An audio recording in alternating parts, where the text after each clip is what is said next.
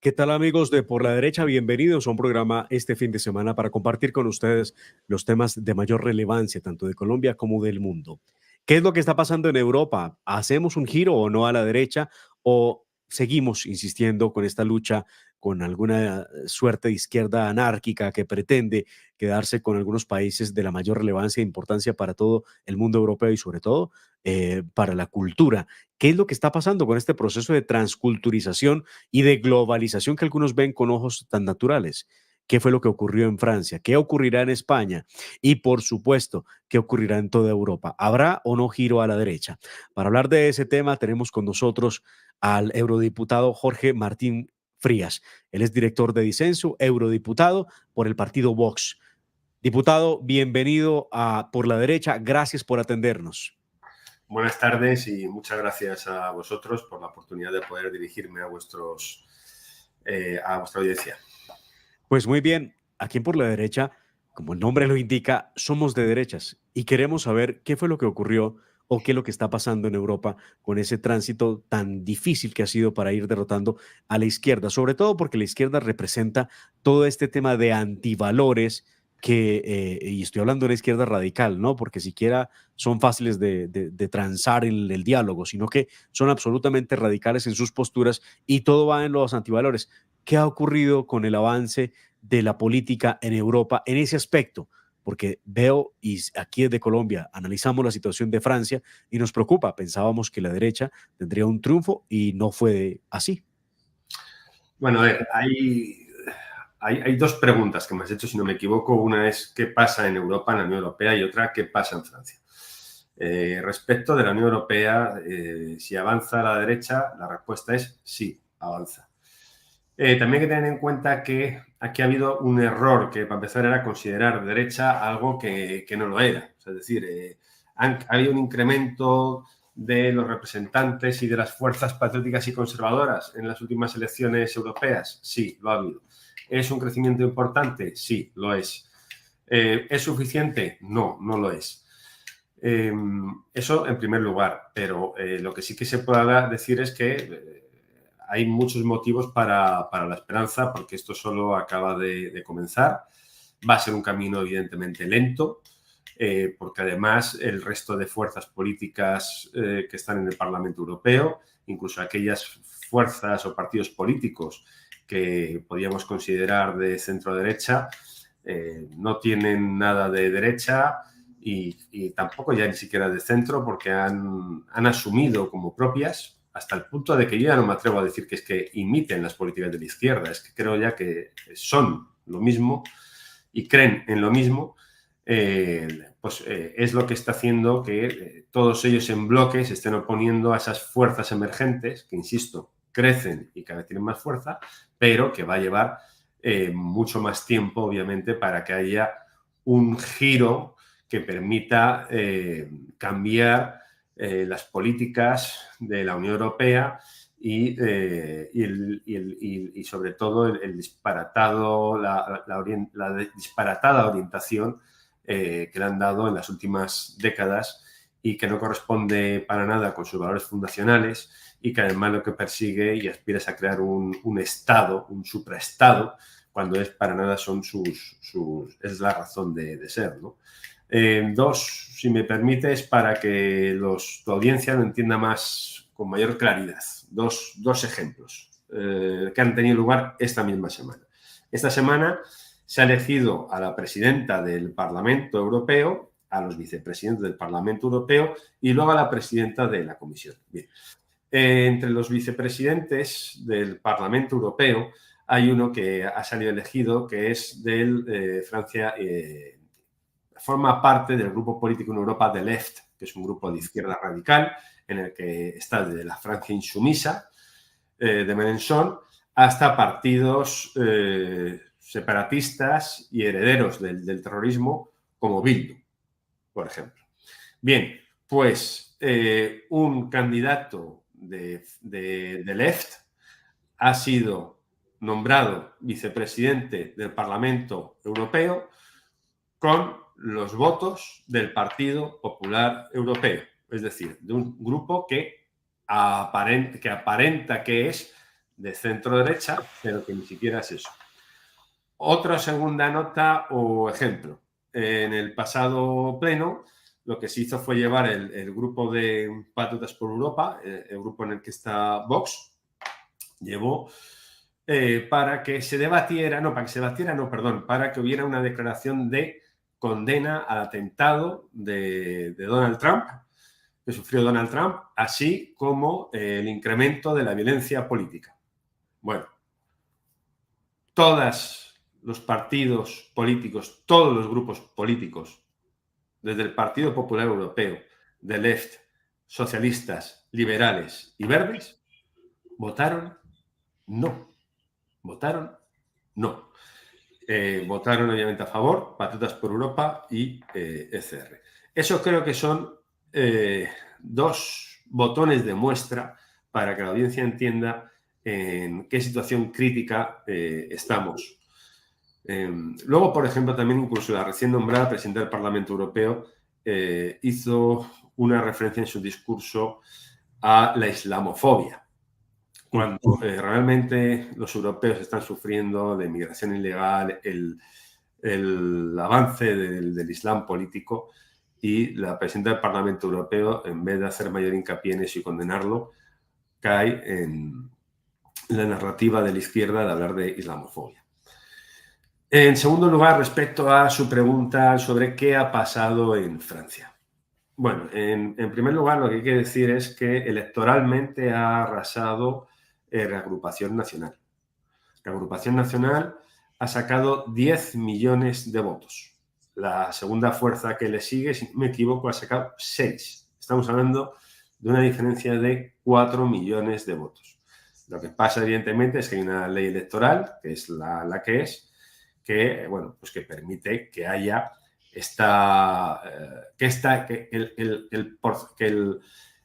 el número de votos alcanzado no se vea representado como tal, ¿no? Esa es una ley que tienen en Francia, pero es la primera vez, para empezar, que gana Reagrupación Nacional en unas elecciones de estas características.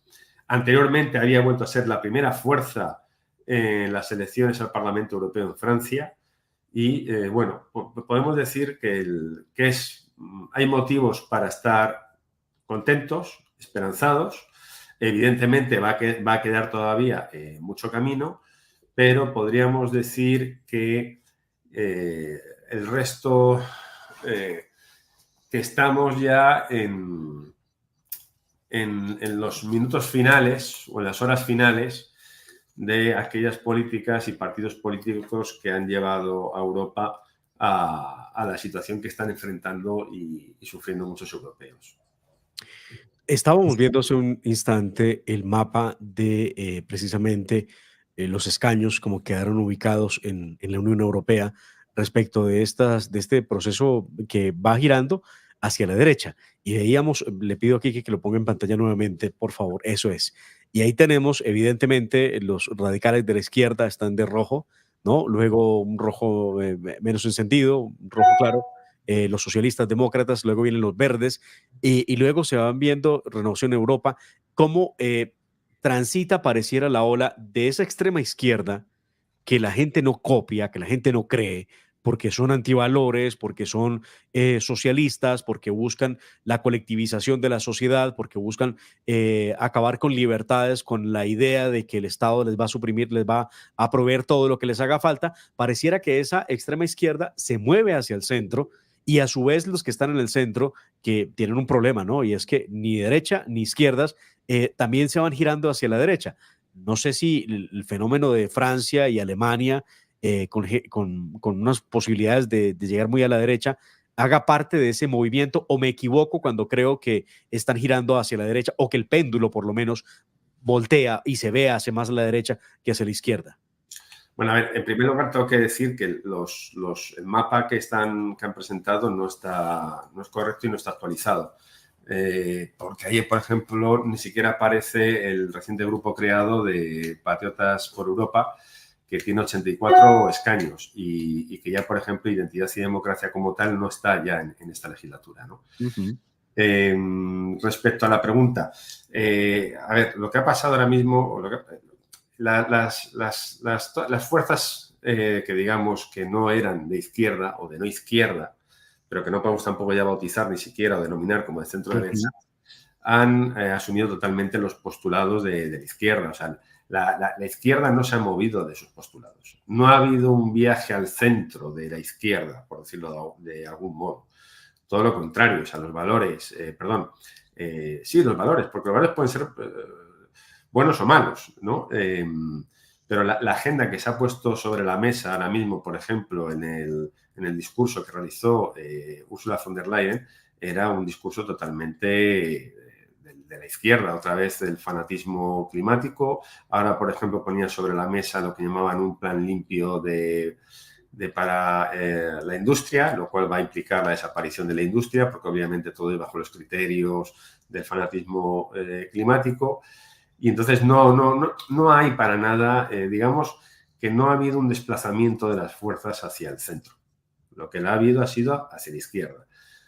Y esas han hecho un bloque. O sea, de hecho, las fuerzas que han estado votando, como he dicho, los dos ejemplos que he puesto, pues son votaciones en las que se han unido socialistas, el Partido Popular Europeo, los verdes, los liberales de Renew y de Left, que es la izquierda radical. Aquí lo que está teniendo lugar sobre todo es un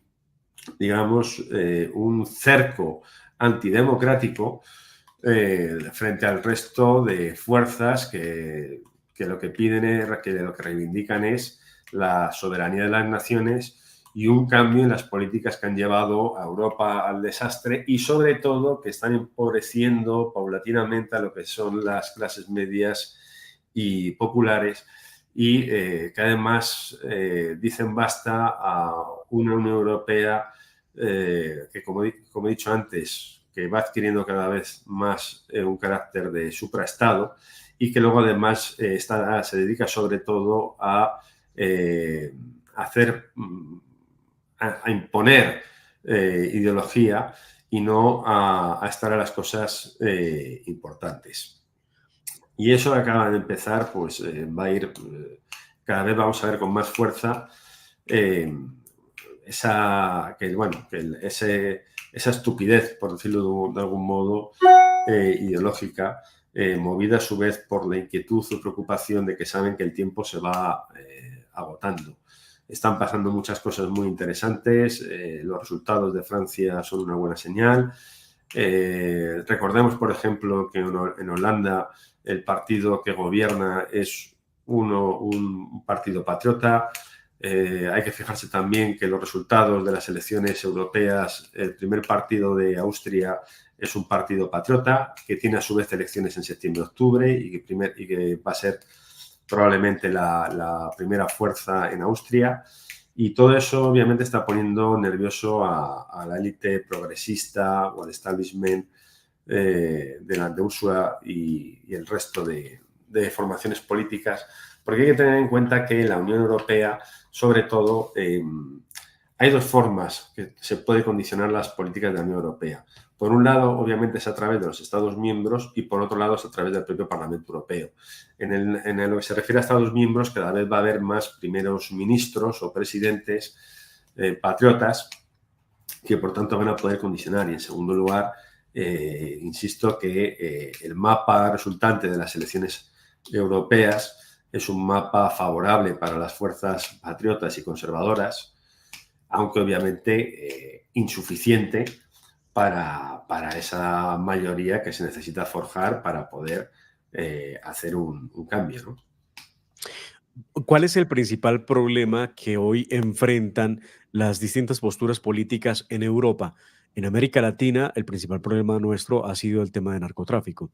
Como usted ha visto, presidentes como Lula da Silva, como Nicolás Maduro, los Castro, los Kirchner, Evo Morales, Correa, Gustavo Petro, son gente de la extrema izquierda apoyados por movimientos como el Foro de Sao Paulo y el Grupo de Puebla, y muchos de ellos han terminado en investigaciones por nexos directamente con grupos criminales, terroristas en Europa, como el caso del ELN o las FARC, o directamente vinculados a temas de narcotráfico, que les ha permitido mantenerse. Se me escapaba Daniel Ortega en Nicaragua. que les ha permitido mantenerse en el poder y tener toda una maquinaria para poder ganar elecciones de manera consecutiva, hasta teñir de rojo completamente el continente. ¿Cuál es el principal problema en Europa para que esos cambios sean mucho más rápidos? Porque si vemos algo y lo podemos palpar, es que hay dificultades a la hora de consolidar una fuerza que sea más conservadora en momentos en que pareciera que tienen la dominación los progresistas. Creo que los progresistas de ustedes son muy diferentes a los nuestros, de hecho. Bueno, no. Nuestros progresistas, Europa y sobre todo, yo me atrevería a decir que la Europa mediterránea, pero Europa en general se está acercando bastante, o cada vez hay más similitudes un poco con Iberoamérica, con los gobiernos iberoamericanos izquierdistas. Cuestiones que antes no se veían en política, en Europa y en los Estados miembros ahora se ven. O sea, por ejemplo, la recién electa presidenta de la Comisión Europea, el mismo día que fue votada, el día anterior, había una sentencia del Tribunal de Justicia Europeo por un tema de las vacunas, por una serie de negligencias que se habían cometido. Y no pasó nada. En España todo el mundo sabe de sobra cómo están las cosas. La esposa del presidente está en el banquillo, hay muchos casos de corrupción y aquí no pasa nada. Esta es una dinámica que hace 2 décadas era impensable que ningún dirigente político, ningún líder político o ningún líder que ostentara algún tipo de cargo institucional o representativo se mantuviera en el poder, ¿verdad? Por tanto, ahí ya hay similitudes.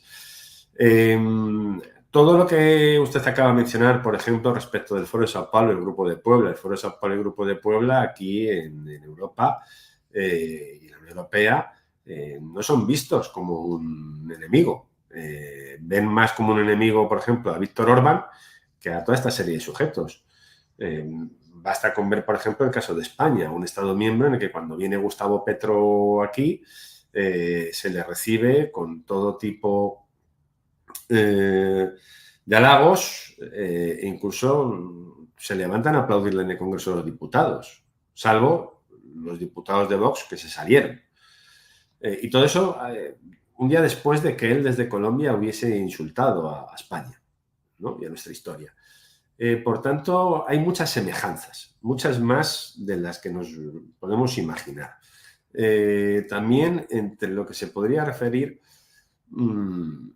a bloques. O sea, es decir, el Foro de Sao Paulo y el Grupo de Puebla goza de bastante buena popularidad en Europa. Solo hay que ver también quiénes son sus fundadores y quiénes forman parte de ella. Pero perdóneme, le pregunto, diputado, uno no entiende cómo la historia de Europa ha sido tan dura antes de la caída del muro de Berlín, donde evidentemente era evidente qué pasaba en Occidente y qué pasaba en Oriente, ¿no? Al otro lado del muro no había vida, al otro lado del muro había problemas, al otro lado del muro había dictadura, al otro lado del muro había hambruna, no había desarrollo, una cantidad de cosas.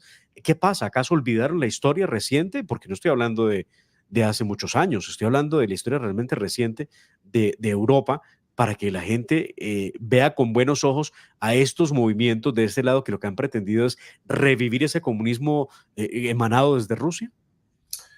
Bueno, a ver, es que, no podemos pasar por alto, por ejemplo, que Petro y estos señores tienen una narrativa que es prácticamente la misma.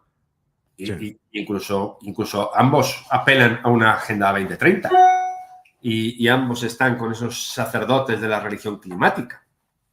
O sea, las narrativas y los discursos son los mismos. No hemos estado, bueno, el mejor ejemplo de que Europa ha olvidado su historia a través, obviamente, de un plan o de una captación, de una ocupación de las universidades, de la educación, de las escuelas, precisamente lo tenemos en Francia, por ejemplo, o en España. En Francia, en medio de las elecciones de Francia, hicieron el Frente Popular, por ejemplo, en torno a lo cual se aglomeraron el resto de fuerzas. Y hablaban como si fueran fascistas de Reagrupación Nacional, es decir, rescataron todos los fantasmas para que la gente tuviera miedo, cuando realmente los únicos, ya no hay partidos fascistas como tal en Europa, pero sí partidos comunistas. Y hay partidos de izquierda radical que la agenda suya es comunista. Otra cosa es que adquieran distintos disfraces, ya sea el de la Agenda 2030 u otra serie de agendas. Pero el problema que tenemos en Europa, insisto, es que seguimos teniendo partidos comunistas o partidos de izquierda radical que abrazan esas agendas. Y ni los medios de comunicación se los reprochan, ni las grandes élites, ni el poder económico. Ese es el quid de la cuestión de las grandes cosas, de los problemas que hay en Europa. Nosotros en Colombia tenemos una situación parecida a nivel de medios de comunicación, ya que los tocó. En Colombia no ha habido una postura de derecha que llaman radical, no la ha habido. Colombia, igual que Venezuela en su momento, se transita entre una izquierda moderada, una derecha, si se quiere, pero nunca una derecha radical. Aquí la narrativa que ha lanzado la extrema izquierda, que ha hecho, dicen ellos, la paz, pero que no ha habido paz porque hoy hay, después del 2016, eurodiputado, que se firmó, se supone la paz con las FARC, lo que tenemos es que hay 3 grupos de FARC. Hay tres, se multiplicó por 3. Y ese es el resultado de la paz que firmó Juan Manuel Santos. Es que eso, con perdón, es la mayor tomadura de pelo que hay. Porque es que en Colombia, por ejemplo, a Uribe se le tiene como la bestia negra. Y se le trata como la bestia negra. Y en Europa se le ha tratado como tal. Y se le ha acusado de cometer crímenes y demás, cuando Uribe ha sido el que logró, a través de la Ley de Seguridad Democrática, para empezar a recuperar la integridad del territorio colombiano para los colombianos, porque ni siquiera estaba asegurado el territorio. Estaban los terroristas, los distintos grupos. Luego, además, también tenemos el ejemplo del referéndum que ustedes tuvieron, que fue ejemplar, sobre todo porque el pueblo le dio una patada en el culo, con perdón, a un referéndum, a unas posiciones que ellos no querían, y contra todo ganó el pueblo colombiano. Pero con todo y con eso, en el Congreso de España, en los distintos congresos de distintos países de la Unión Europea, y habría que ver en la Unión Europea, en el Parlamento Europeo, que me atrevo a decir que seguro que pasó, todos esos congresos dieron el apoyo al gobierno de Santos, a pesar de que había perdido un referéndum y a pesar de que era una cosa que no iba con ellos y que no les incumbía. Y esto sirve también de ejemplo para que se vea con total claridad uno de los problemas que hay en la Unión Europea y de la legitimidad de la que goza la izquierda radical e incluso los terroristas que están dentro de esa izquierda y que ahora están en las instituciones, que han dejado el rifle y la selva para ocupar curules, en el caso de ustedes. En el nuestro tenemos también gente, nosotros tenemos gente en el Congreso de los Diputados de España que ha sido, que son del partido heredero de ETA, la banda terrorista. Nosotros en la Unión Europea, este mismo vicepresidente, el grupo del que forma este vicepresidente que les he dicho de Left, que ha sido vicepresidente con los votos del Partido Popular Europeo, en ese grupo hay un señor, Parrena, que fue detenido y estuvo en la cárcel por pertenencia a ETA. Y eso ahora mismo está como eurodiputado en la Unión Europea. Y eso, a su vez, ahora mismo, ese grupo del que ese señor forma parte, ha tenido los votos del Partido Popular Europeo. Bueno. Perdone que me excite. No. Porque todo esto explica exactamente a través de estos ejemplos qué es lo que pasa y qué es lo que nos está pasando. Y es que quería plantearle el tema de medios de comunicación, porque al igual que ocurre en Europa, en Colombia están vendiendo la idea de que existe una extrema derecha.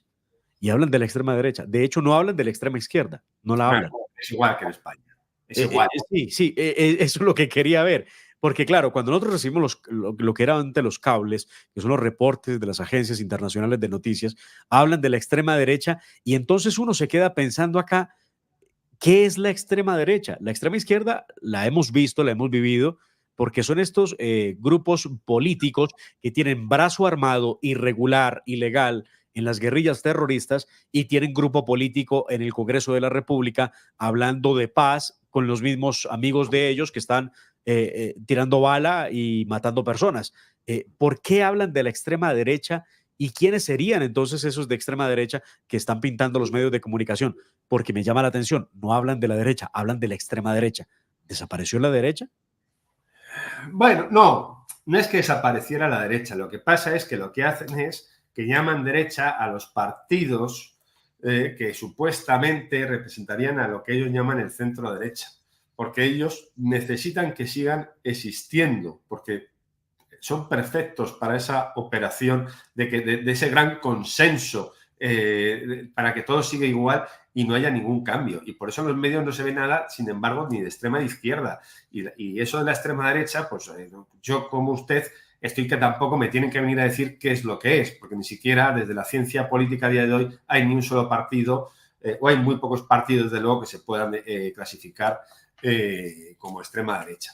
Pero bueno, esto era de ya lo famoso de Orwell, ¿no? Quien domina el lenguaje, pues domina el resto. Y es igual también que quien controla el pasado domina el presente. Por eso también asistimos constantemente a esa tergiversación de la historia, a esa manipulación que en España adquiere la forma a través de la denominada Ley de Memoria Democrática, que lo que hace es revivir la guerra civil e imponer a los españoles que tengan que elegir un bando y una narrativa, además de acabar con la libertad de cátedra, y es lo que también en Iberoamérica vemos a través del indigenismo, que lo que hace es una revisión, que además no es una revisión, perdón, es una manipulación del pasado. Y eso lo estamos viendo, que además tiene unas consecuencias nefastas y burdas, que las hemos visto con que se acaben tirando monumentos, por ejemplo.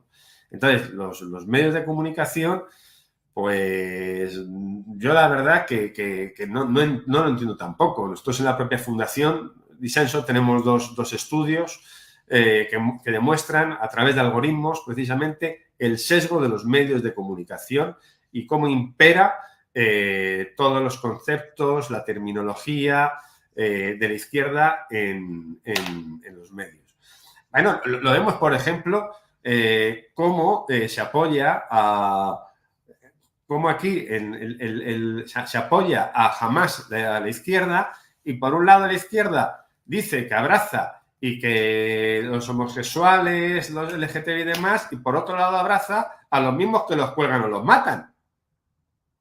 Y aquí nadie dice nada. Sí, tal cual. Como pasa en Latinoamérica con los grupos LGTBI que suelen lucir la camiseta del Che Guevara con los colores del arco iris. Una persona que, al igual que Fidel Castro, fusilaba a los que hoy serían comunidad LGTBIQ, porque pues eran personas enfermas, era lo que ellos decían.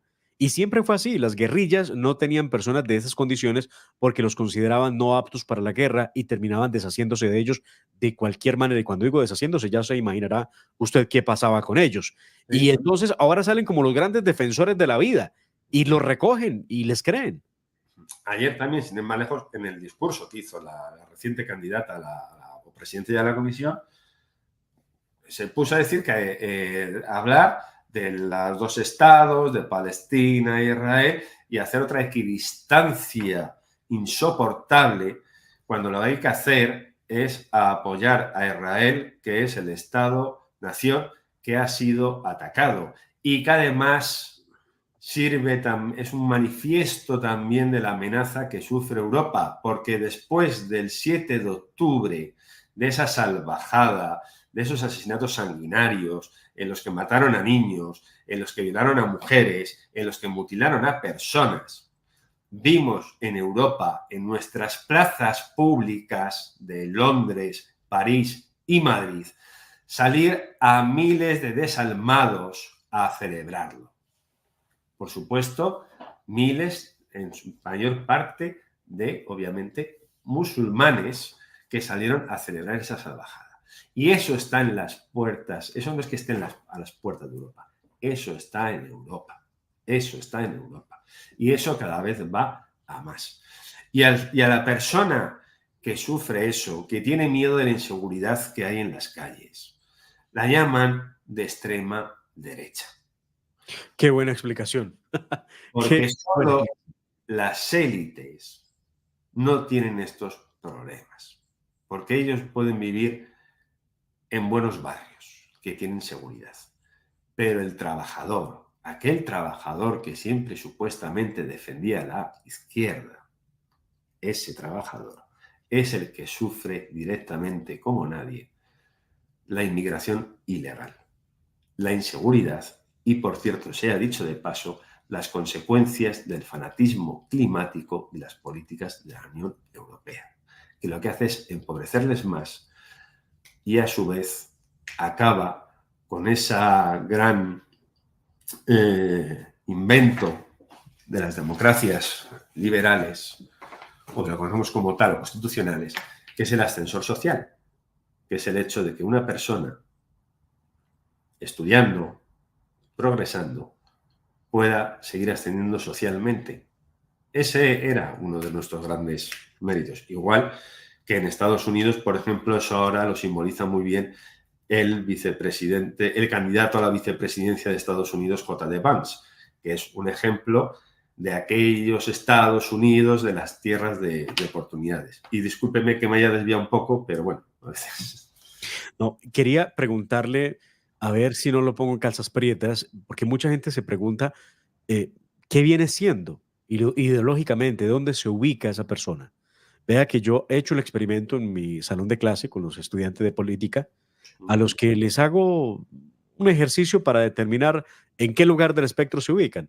Muchos, en una gran porcentaje, siempre dicen soy centro izquierda, otros dicen soy extremo centro, y en una gran mayoría terminan después del ejercicio ubicados en la derecha y se niegan, dicen que eso no puede ser, que no es cierto.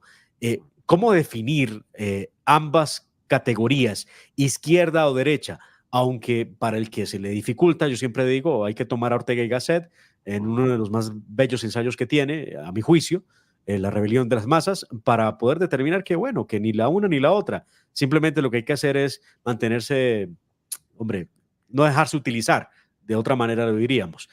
Pero ¿cómo definir ambas posturas? Porque no crea, hay gente que todavía no sabe dónde ubicarse o dónde está ubicada de acuerdo a su bien saber y entender.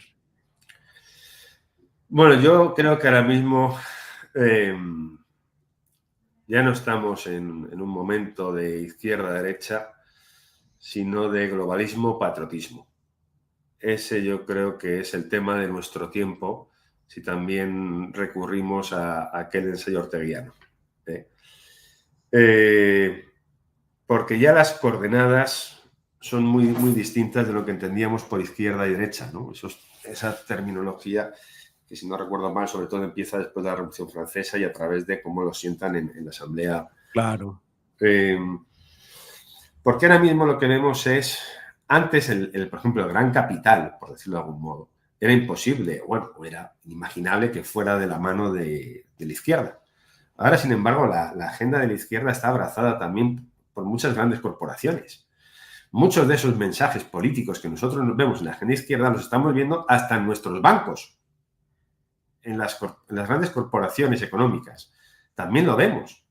Que esos mensajes, esas causas de la izquierda, hasta la empresa las está llevando. Si usted conoce a cualquier persona que trabaja en una multinacional, va a ver que se tiene que aguantar que si un curso de diversidad, que si un curso de no sé qué, en vez de estar para lo que debe estar, que es para trabajar. Entonces, está esto del globalismo, que hay que diferenciarlo respecto de la globalización. La globalización como tal, que por cierto se puede decir que España fue la primera globalización, ¿verdad? El globalismo es sobre todo una ideología que lo que lleva es a la homogeneidad, de que todos vengamos a pensar lo mismo, ¿no? Y en ese ámbito se ha impuesto de un modo hegemónico lo que son todas las ideas promovidas por la izquierda, que también ha asumido grandes corporaciones capitalistas, porque es marketing puro en muchos casos. No digo todas, Dios no libre de ellas. De mismo modo que ahora hay también grandes empresas, sin ir más lejos, en el caso, por ejemplo, español, que si usted las quitara de su colaboración con el Estado, no serían tan grandes empresas. Hay excepciones, obviamente. Tenemos ahí Twitter. Con Elon Musk, Aquí pues hemos tenido mucha suerte porque la libertad de expresión, recordemos cómo estaba antes Twitter, que estaba cancelando constantemente. Y ahora, sin embargo, hemos visto que precisamente fue Elon Musk quien frenó una de las derivas del gobierno de Lula da Silva, que querían censurar Twitter y determinados mensajes. No sé yo si eso recuerdan ese caso que pasó. Sí. Y luego más unido a esa famosa cultura de la cancelación. Este programa que usted está haciendo ahora mismo, pues en muchos canales no se podría ver. Oh. No nos llevamos a engaño, ¿no? Entonces, respecto de esas categorías izquierda y derecha, si lo que me está preguntando es, ¿usted es de derecha, soy de izquierdas? Hombre, yo obviamente pues, me siento más unido a los valores de la derecha y del conservadurismo. Faltaría más. ¿Por qué? Porque yo creo en la dignidad de la persona. Tengo un apego a las costumbres y a las tradiciones. Que lo tengo además porque las tradiciones son una fuente de conocimiento, que no son tampoco inamovibles. Tengo un respeto a la historia, tengo un respeto al pasado como fuente de conocimiento y tengo respeto a que hay una identidad, una comunidad y a su vez también porque creo en la irrestricta libertad de la persona como individuo. Y creo que hay una cosa que es la patria, que hay que protegerla para que, pues, bueno, porque las personas viven en comunidad. Mejor no pudo ser. Señor doctor Jorge Martín Frías, eurodiputado de Vox y director de la Fundación Disenso, muchas gracias por habernos acompañado en Por la Derecha. Creo que esta discusión terminó muy bien, porque el tema no es izquierdas o derechas, el tema es protección de la vida, protección de las libertades, protección de la libertad de la propiedad privada, de la individualidad, de eso que se está queriendo abolir a través de esa agenda, muy bien dicho, globalista, que están vendiéndonos, porque no crea, aquí en Colombia hay unas cosas un tanto absurdas. A través de esa misma agenda nos plantean imposibilidad, por ejemplo, de explorar y explotar recursos naturales, al punto que Gustavo Petro nos tiene a la vuelta de 6 u 8 meses comprándole gas a Venezuela porque él dice que lucha contra el cambio climático, pero entonces no le cuenta a los que lo aplauden que el gas colombiano puede contaminar más o igual que el gas venezolano. ¿Cuál es la diferencia? Y eso que nosotros le aportamos el 0,1 o 0,2% de la contaminación mundial, pero nos va a dejar sin gas. Ahí, para que vea las similitudes que venía diciendo. Eso que está usted contándome ahora mismo. En España hay una ley que prohíbe explorar nuestros recursos naturales. Ya digo explorar, ni siquiera ya digo hacer uso de ellos, digo explorar. Una ley que fue aprobada con los socialistas y con el Partido Popular. Eso fue aprobado ya hace 2 años en España. Y luego, otra cosa, eso también está unido a la Unión Europea, a la deriva de la Unión Europea. Porque aquí es verdad que obviamente en la invasión de Rusia con Ucrania, todos estamos con la soberanía y la integridad de Ucrania. Hasta ahí podíamos llegar. Y les apoyamos. Pero quien ha hecho posible que Europa dependa energéticamente de Rusia son los mismos que hoy se dedican a llamar a todo el mundo prorruso. El actual presidente del gobierno de España, ¿sabe usted quién es el país de Europa que más gas paga a Rusia? España. ¿Sabe usted quién hizo que la política, que la energía nuclear en la Unión Europea estuviese tratada como una pestada? Alemania. Porque esa es otra. También tenemos que volver a la soberanía energética, a la soberanía alimentaria. para también nosotros poder hacer frente, porque también es lo que nos ha enseñado el coronavirus, la pandemia, con aquello de tener todo externalizado. Se dieron casos en Europa de que, por ejemplo, a la industria alemana se le pedía mascarillas y los alemanes no los dieron, pero con buen criterio, porque decían, oiga, primero tengo que dárselo a los míos. Y entonces España y otra serie de países estaban desnudos, por decirlo de algún modo. Y ahora, pues hace falta también fortalecer esas políticas para recuperar la soberanía de las naciones y poder afrontar también todo ese momento que viene geopolítico y del cual no hemos hablado también. Por ejemplo, podemos haber desarrollado el tema del Foro de Sao Paulo, el Grupo de Puebla, sus alianzas con Irán y sus alianzas con China y con Rusia. Que esa es otra de las amenazas que afronta Iberoamérica y también Europa. Pues mire, acaba de Gustavo Gustavo Petro, armar una pelea que no teníamos y que nunca tuvimos. Nosotros nunca nos metimos en el conflicto palestino-israelí. Nunca, Sí, nunca, bueno, nunca. Y entonces termina Gustavo Petro aliado de Palestina, pero más que de Palestina, del mismo Hamas, que es el grupo terrorista. Claro, y entonces rompe relaciones con Israel, expulsa al embajador de Israel de Israel en Colombia y la cooperación militar, que es tan importante para Colombia y que sirve para poder hacerle lucha al narcotráfico y al terrorismo, pues está en veremos, está embolatada. Y muy seguramente el que venga a reemplazar el asunto sea Rusia, con las consecuencias que eso tiene, sobre todo cuando nuestro principal socio económico se llama Estados Unidos. Esas son las cosas que nos están pasando. bueno, es que claro, eso es lo que estamos viendo, que además Rusia cada vez está teniendo más presencia en la región, sobre todo a través de más de inteligencia, porque la parte de recursos, sobre todo, es China, la de las materias primas.